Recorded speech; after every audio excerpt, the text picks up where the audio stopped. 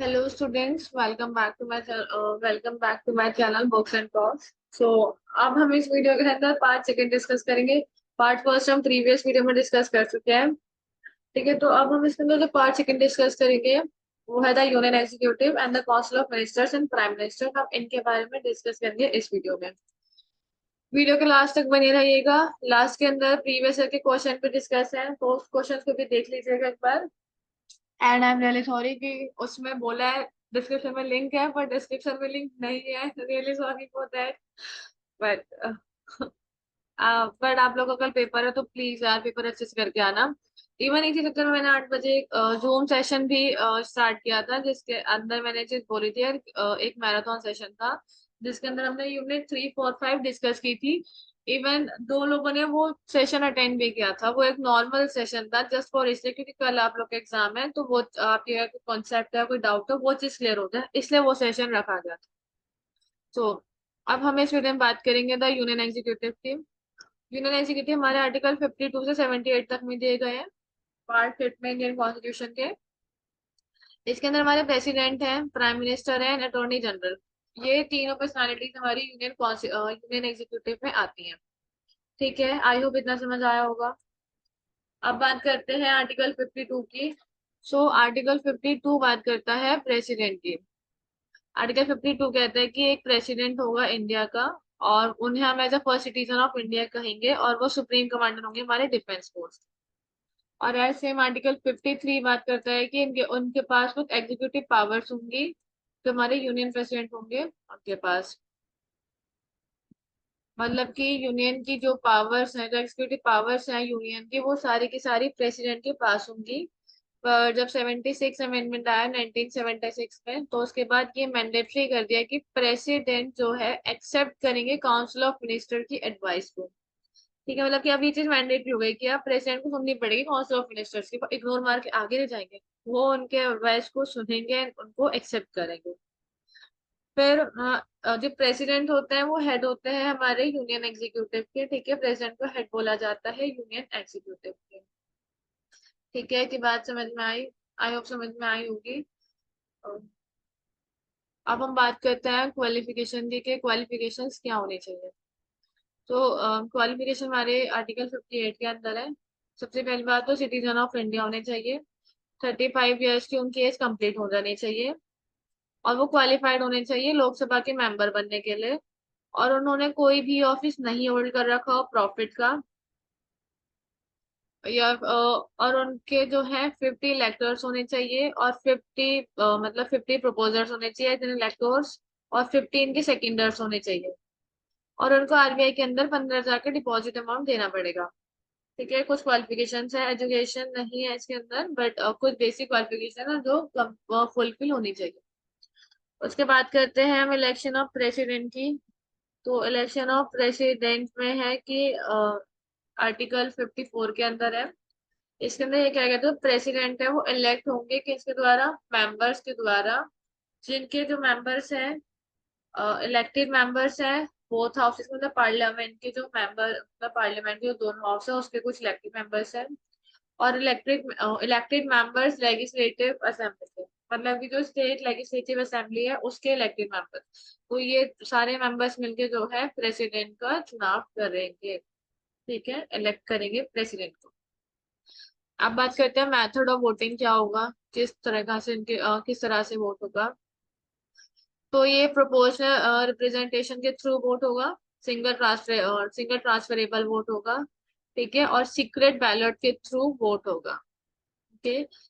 अब article 61, impeachment of president. Impeachment of president को कैसे रिमूव करा जाता है, या कभी कभी शायद ये क्वेश्चन एक बार आया है कि शायद आया है कि रिमूवल ऑफ प्रेसिडेंट कैसे रिमूवल होता है। तो आर्टिकल 61 में दिया गया है, एक रेजोल्यूशन पास करा जाएगा प्रपोजल का।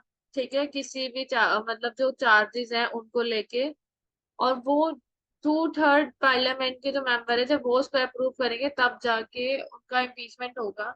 और एक हाउस जो है, अगर एक हाउस ने रेसोल्यूशन पास करा है, तो जो सेकंड हाउस, अदर हाउस होगा, वो उनको इन्वेस्टिगेट करेगा कि वो जो चार्जेस हैं वो सही है या गलत है। अगर वो चार्जेस सही होते हैं तो प्रेसिडेंट को ग्राउंड पे रिमूव कर दिया जाता है बाय 2/3 मेजोरिटी। ठीक है।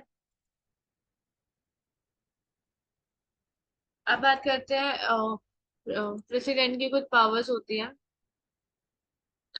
कल 361 में कुछ प्रेसिडेंट की पावर्स दी गई है, जैसे कि हमारी executive power, military power, diplomatic power, legislative power और पैरेंटिंग पावर।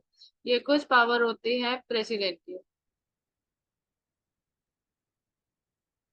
सो जो हमारी एग्जीक्यूटिव पावर होती है, ठीक है, तो एग्जीक्यूटिव पावर आर्टिकल 53 के अंदर है।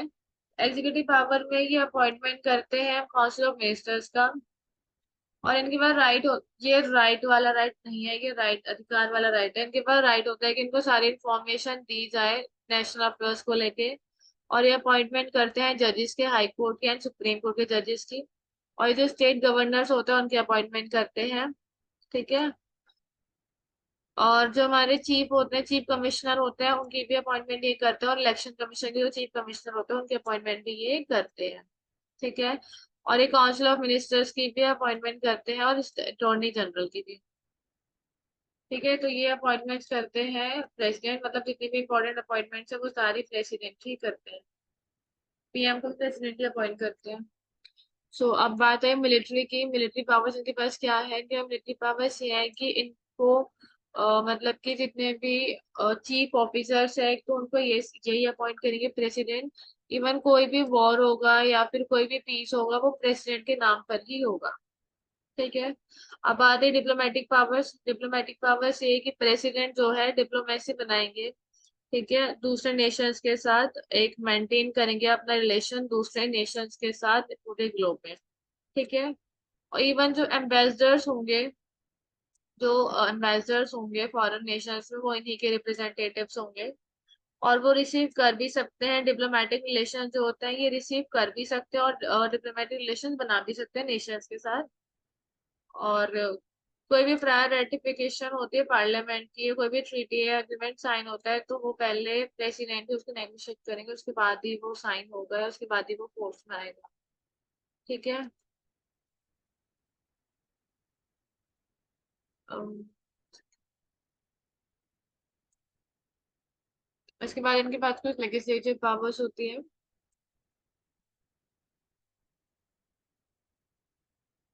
लेजिस्लेटिव पावर्स में है कि ये कोई भी नई स्टेट बना सकते हैं, या फिर जो पुरानी स्टेट है उसकी बाउंड्री में चेंज कर सकते हैं, या फिर किसी भी स्टेट का नाम चेंज कर सकते हैं, या ये कोई भी जो हमारे प्रोविजन है फंडामेंटल राइट्स से रिलेटेड उसके ऊपर काम कर सकते हैं।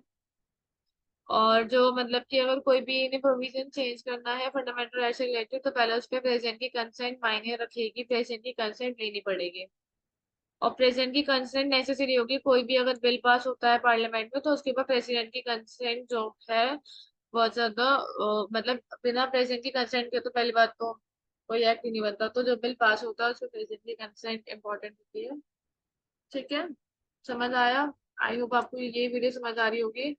एंड कल आपका एग्जाम है, प्लीज अच्छे से अटेम्प्ट करके आना।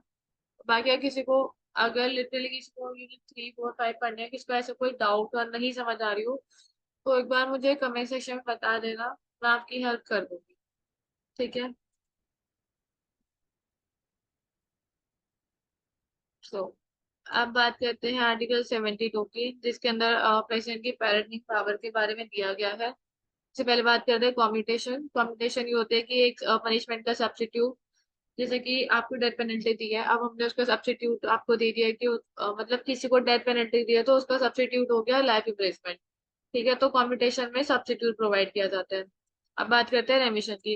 रेमिशन में जो है अमाउंट को रिड्यूस कर दिया जाता है, जो पनिशमेंट का अमाउंट होता है उसको रिड्यूस कर दिया जाता है, बट उसका कैरेक्टर चेंज नहीं होता है। जैसे कि आपकी 15 साल की जेल की सजा थी उसको 10 साल का कर दिया। जो अमाउंट है वो कम हुआ पर कैरेक्टर सेम है। अब आया रेस्पाइट। रेस्पाइट में ये है कि किसी को किसी भी तरीके की कोई फिजिकल डिसेबिलिटी है या कोई प्रेग्नेंट वुमेन है तो कुछ ऐसे केसेस जिसके अंदर कुछ ऐसे केसेस में रिस्पाइट मतलब लेसर पनिशमेंट दी जाती है, किसी भी स्पेशल फैक्ट किसी भी स्पेशल कॉजेस के चक्कर में दी जाती है रेस्पाइट। अब आया रिप्राइव। रिप्राइव के अंदर एक टेम्परेरी पीरियड के लिए एक एग्जीक्यूशन जो होता है किसी भी सेंटेंस का उसको टेम्परेरी पीरियड के लिए रोका जाता है। ताकि सामने वाले को अगर अपने कोई चार्जिंग प्रूफ करना है तो वो चीज को प्रूफ कर दे। तो रिस्ट्राइट के अंदर आप कहते हैं ना कि किसी को डेथ पेनल्टी हुई है तो वो प्रेसिडेंट ही उसको रोक सकता है, और कोई नहीं रोक सकता। ठीक है, तो इस केस में रिप्राइव में कुछ टेम्परेरी पीरियड का जो सेंटेंस होता है उसको एग्जीक्यूट करने से रोका जाता है, स्टे दिया जाता है। अब बात करते हैं प्राइम मिनिस्टर की। तो जो प्राइम मिनिस्टर है वो आर्टिकल 75 में दिए गए हैं। The Indian constitution mention that prime minister is one who is appointed by the president. तो प्राइम मिनिस्टर कौन है? वो है जो अपॉइंट करे जाएंगे प्रेसिडेंट के द्वारा। ठीक है, आर्टिकल 74 का सब क्लॉज 1 ये कहता है कि एक काउंसिल ऑफ मिनिस्टर्स होंगे। ठीक है, उनके जो प्राइम मिनिस्टर उनके हेड होंगे जो एड एंड एडवाइस करेंगे प्रेसिडेंट को। ठीक है, 75 बात करें प्राइम मिनिस्टर की, कि जो प्राइम मिनिस्टर है वो अपॉइंट होंगे प्रेसिडेंट के द्वारा। और 74 बात कर रहा है काउंसिल ऑफ मिनिस्टर्स की, जिसके हेड होंगे प्राइम मिनिस्टर। ठीक है, ये वही सेम बात है जो हमने ऊपर पढ़ी है। फिर है power and function of prime minister की। पावर्स एंड फंक्शन क्या होते हैं? तो ये जो है ये लीडर होते हैं कंट्री के। ठीक है, लीडर होते हैं कंट्री के। पोर्टफोलियो एलोकेशन, मतलब कि ये जो है एज एन हेड होते हैं इंडिया के, तो ये लीडर हुए इंडिया के। ठीक है, पोर्टफोलियो एलोकेशन के बाद पावर होती है कि ये जो मिनिस्टर्स होते हैं उनके पोर्टफोलियोज को असाइन कर सकते हैं। इनकी अथॉरिटी होती है इतनी कि जो पोर्टफोलियोज होते हैं उनको ये असाइन कर सकते हैं। ठीक है, अगर प्लीज यार कुछ भी आपको समझ में नहीं आ रहा है तो प्लीज कमेंट सेक्शन में बोल देना, वहां पे मैं बता दूंगी। तो अब बात करते हैं चेयरमैन ऑफ कैबिनेट। ये चेयरमैन होता है कैबिनेट के। अगर कोई भी ऐसा डिसीजन है कैबिनेट का जो एक क्रूशियल ओपिनियन को लेकर है तो उनके पास पावर होती है कि ये अपना जो डिसीजन है वो इम्पोज कर सकता है कैबिनेट के ऊपर। मतलब डिफरेंट मेंबर्स के ऊपर ही अपना डिसीजन इम्पोज कर सकते हैं। अब बात करते हैं official representative of the country. ये एक ऑफिशियल रिप्रेजेंटेटिव होते हैं कंट्री के इंटरनेशनल रिलेशंस को भी रिप्रेजेंट करते हैं। ठीक है, अब link between the president and the cabinet. ये एक लिंक क्रिएट करता है क्योंकि प्रेसिडेंट को एड एंड एडवाइस करना कैबिनेट मिनिस्टर का काम है, प्लस प्राइम मिनिस्टर का काम है। कैबिनेट डिसीजन, कैबिनेट मिनिस्टर का डिसीजन होता है जो बातें होती हैं इंपॉर्टेंट, वो सारे के जाके बताते हैं प्रेसिडेंट को। प्रेसिडेंट का कोई भी सुझाव होता है, कोई चेंज होता है तो वो चीज जाके कैबिनेट को बताते हैं। तो ये एक लिंक क्रिएट करते हैं इनके बीच में, कैबिनेट के बीच में और प्रेसिडेंट के बीच में। ठीक है, अब बात करते हैं हेड। प्राइम मिनिस्टर किन किन चीजों के हेड होते हैं?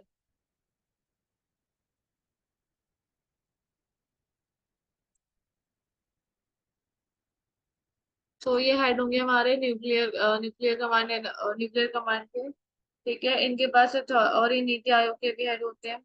ये अपॉइंट करते हैं कमिटी, कैबिनेट कमिटी को ये अपॉइंट करते हैं। और ये हेड होते हैं डिपार्टमेंट ऑफ एटॉमिक एनर्जी के। स्पेस एंड मिनिस्ट्री के हेड होते हैं। और जो पब्लिक ग्रीवेंसेस होते हैं या फिर पेंशन होते हैं उसको ये हैंडल करते हैं। ठीक है, तो इन सारे केसेस, इन सारी चीजों में ये जो है हेड होता है हमारे प्राइम मिनिस्टर। और एज एन एडवाइजर भी ये काम करते हैं प्रेसिडेंट के। ये प्रेसिडेंट के चीफ एडवाइजर होते हैं प्राइम मिनिस्टर। ठीक है, क्योंकि प्रेसिडेंट को हर मैटर में एडवाइस करते हैं इसलिए। तो क्वालिफिकेशन क्या होनी चाहिए प्रेसिडेंट मतलब प्राइम मिनिस्टर बनने के लिए? सो पीएम की क्वालिफिकेशन है कि सिटीजन ऑफ इंडिया होना चाहिए। मेंबर होना चाहिए या तो राज्यसभा का या फिर लोकसभा का। 30 साल की उम्र पूरी होनी चाहिए अगर वो राज्यसभा के मेंबर है।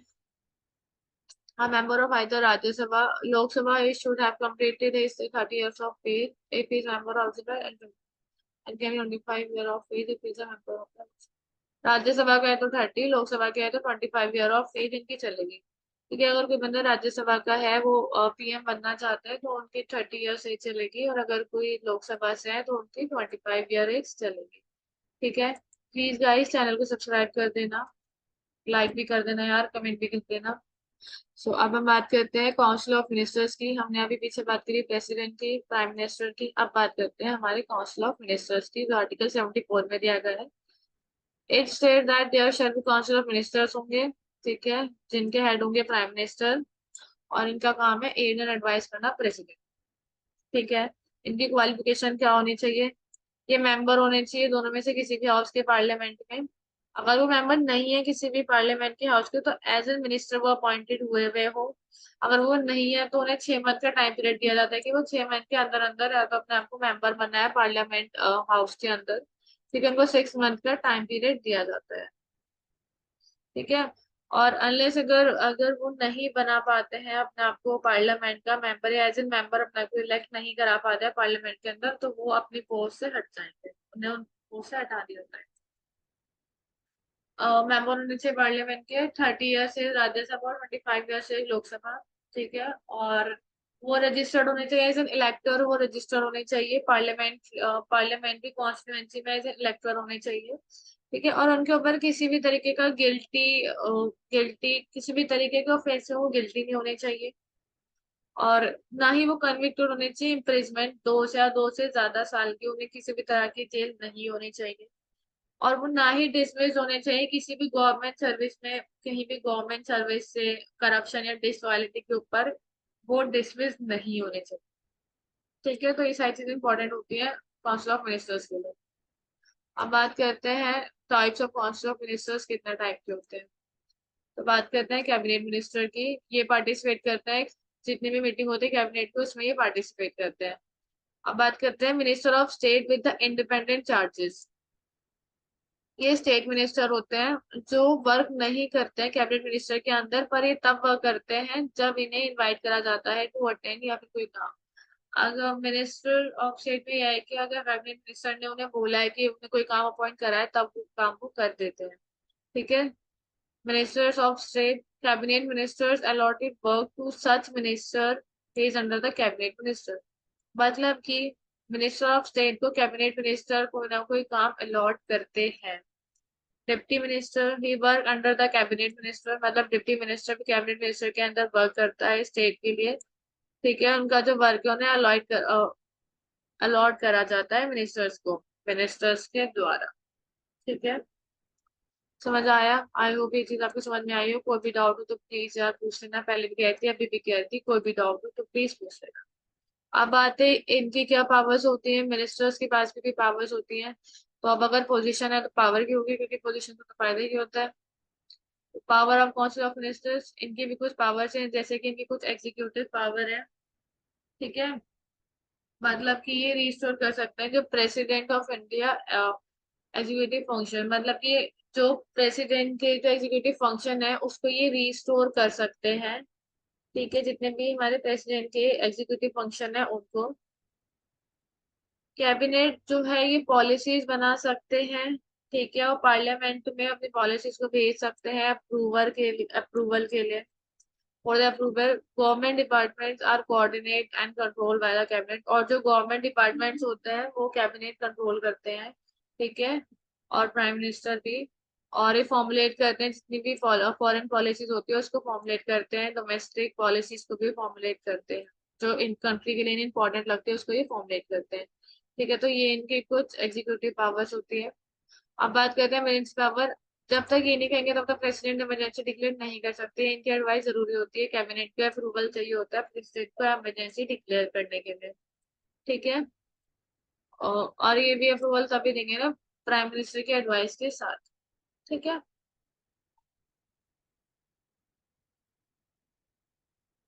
ठीक है, आई हो आपको इतनी समझ आई हो। अब बात करते हैं लेजिस्लेटिव पावर्स की। इनकी कुछ लेजिस्लेटिव पावर्स भी होती है। Union legislative powers are in the hand of parliament. जो यूनियन लेजिस्लेटिव पावर्स होती है वो पार्लियामेंट के हाथ में होती है। And the council of minister place as a censor role in the legislative process. ये ऐसा सेंसर की तरह रोल प्ले करते हैं, क्योंकि ये एक्टिवली पार्टिसिपेट करते हैं जिसके अंदर लेजिस्लेटिव जितने प्रोसेस होते हैं उसके अंदर ये एक्टिवली पार्टिसिपेट करते हैं। इवन मेजोरिटी ऑफ बिल्स भी ये पेश करते हैं पार्लियामेंट के अंदर। ठीक है, तो इनकी कुछ लेजिस्लेटिव पावर्स है कि बिल पेश कर सकते हैं, इवन ये पार्टिसिपेट भी करते हैं एक्टिवली। ठीक है। Ministers are the member of parliament as well as head of the government ministers. तो जो मिनिस्टर्स होते हैं ये कहीं ना कहीं हेड होते हैं पार्लियामेंट के, मतलब पार्लियामेंट के अंदर मेजोरिटी में अपना बिल शो करते हैं और उसकी एक्टिविटीज होती है उसमें पार्टिसिपेट करते हैं। अब बात करते हैं अटॉर्नी जनरल की। जो अटॉर्नी जनरल है इनको हम हाईएस्ट लॉ ऑफिसर के नाम, इन्हें हाईएस्ट लॉ ऑफिसर कहा जाता है। इनको as a chief legal adviser भी कहा जाता है गवर्नमेंट के। ये एडवाइस करते हैं यूनियन गवर्नमेंट को सारे लीगल मैटर्स। ठीक है, तो अटॉर्नी जनरल के बारे में हमें आर्टिकल 76 के अंदर दिया गया है। ठीक है, उसके बाद इसकी इनकी कुछ क्वालिफिकेशंस होती है। तो क्वालिफिकेशन की है कि ये सिटीजन ऑफ इंडिया होने चाहिए। इन या फिर इनका जो है 5 साल, या तो ये हाई कोर्ट के अंदर एज अ जज हो, या फिर 10 साल ये एज एन एडवोकेट हो। ठीक है, और ये एक एनवायरमेंट ज्यूरिस्ट होने चाहिए, प्रेसिडेंट की नजरों के सामने भी एक अच्छे ज्यूरिस्ट होने चाहिए। और इनका कोई फिक्स टेन्योर नहीं होता है अटॉर्नी जनरल का। रिमूवल, ये रिमूव करे जा सकते हैं प्रेसिडेंट के द्वारा किसी भी समय पर, या फिर इवन ये खुद भी क्वाइट कर सकते हैं, रेसिग्नेशन देके खुद भी क्वाइट कर सकते हैं। और ये अपॉइंट करे जाते हैं प्रेसिडेंट के द्वारा।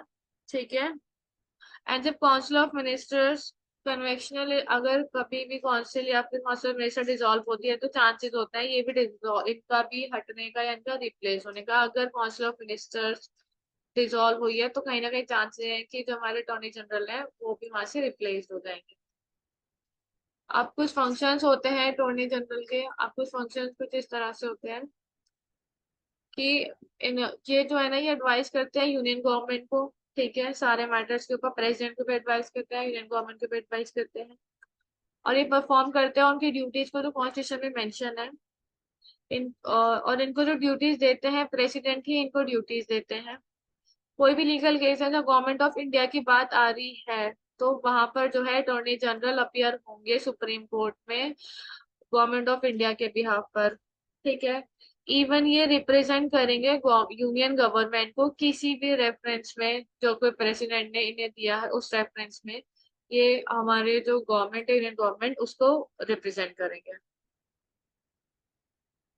ऑल्सो ये अपियर होंगे हाई कोर्ट में अगर कोई भी केस रिलेटेड है गवर्नमेंट ऑफ इंडिया से रिलेटेड अगर कोई भी केस है हाई कोर्ट में भी तो ये वहां पर भी अपियर होंगे। ठीक है, आई होप आपको ये चीज समझ आई हो। उसके बाद कुछ प्रीवियस ईयर के क्वेश्चंस हैं जो अभी, so examine functions and power of president. President के जो फंक्शंस एंड पावर्स है जो हमने पीछे डिस्कस करी है वो आप प्लीज यहाँ लिख लेना। एलिजिबिलिटी नेसेसरी ऑफ प्रेसिडेंट, जो क्वालिफिकेशन है प्रेसिडेंट की वो इसमें आएंगी। डीपीएसपी, प्रीवियस वीडियो में हमने डीपीएसपी डिस्कस किए थे 36 से लेके 51 तक।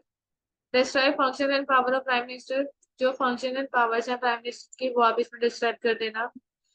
और इसका आंसर आप मुझे देना, मुझे देखना आपने वीडियो एक्टिवली सुनी है नहीं सुनी है। और ये रिलेशन की बात कर रहा है कि आपको प्रेसिडेंट और प्राइम मिनिस्टर के बीच के रिलेशन बताने हैं कि इंडिया में जो प्रेसिडेंट प्राइम मिनिस्टर के रिलेशन है उसको डिस्क्राइब करना है। ठीक है, फंडामेंटल ड्यूटीज और describe position power and function of prime minister, ये क्वेश्चन रिपीट हुआ है, पहले भी आया था प्राइम मिनिस्टर के पावर्स एंड फंक्शन के बारे में, दोबारा भी आया। Describe DPS with the difference between DPS with fundamental rights, तो आपको क्वेश्चन डिस्क्राइब करना है फंडामेंटल राइट्स और डीपीएसपी के डिफरेंस के साथ। तो इसके तो बेसिक डिफरेंस यही है कि यार डीपीएसपी जो है रिकॉग्नाइज्ड है पर इन्फोर्सेबल नहीं है, पर फंडामेंटल राइट रिकॉग्नाइज्ड भी इन्फोर्सेबल भी है। इवन फंडामेंटल राइट का वॉयलेशन हो रहा है तो आप सुप्रीम कोर्ट में जा सकते हो, हाई कोर्ट में जा सकते हो, पर डीपीएसपी में ऐसा नहीं है।